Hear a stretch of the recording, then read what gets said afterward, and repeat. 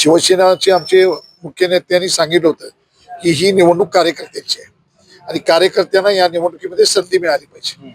आणि महायुती करत असताना मी इथला विधानसभेचा आमदार आहे आणि जर मला माझ्याच मतदारसंघामध्ये काही गोष्टी मग ऍडजस्टमेंट करायला लागल्या, मग कोणाच्या तर तिकिटावर लढा, आमचं चिन्ह घेऊन तुमचे कार्यकर्ते लढवा, असं होत नाही आहे. मला माझ्या मतदारसंघामध्ये 100% मी जाऊन कुठं दक्षिणमध्ये तिकीट मागत नाहीये.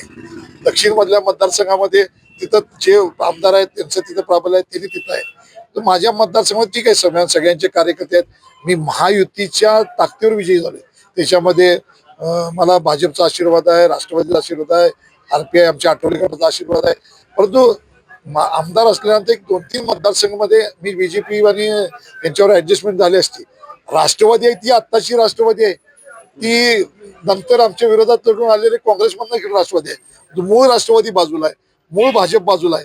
आता तुम्ही या सगळ्या गोष्टी जाऊन प्रत्यक्ष पाहताय. मूळ भाजप बाजूला आहे, मूळ राष्ट्रवादी बाजूला आहे. त्यामुळं मी इथं संधी निश्चय केला की या सगळ्या 3 पक्षाच्या ऍडजस्टमेंटमध्ये कार्यकर्त्यांना संधी मिळत नाही.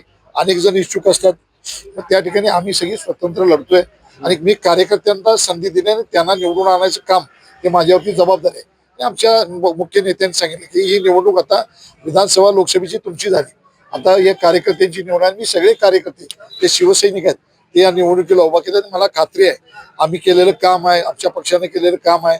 या लाडक्या बहिणींची योजना असेल, महिलांच्या योजना असतील, अन्नधान्य योजना असेल, वेगवेगळ्या तीर्थक्षेत्राचे आराखडे असतील आणि दररोजच्या जीवनामध्ये व्यक्तिशः आमचा असणारा संपर्क आणि आमच्या उमेदवारांचा संपर्क आहे अतिशय चांगल्या पद्धतीने आहे.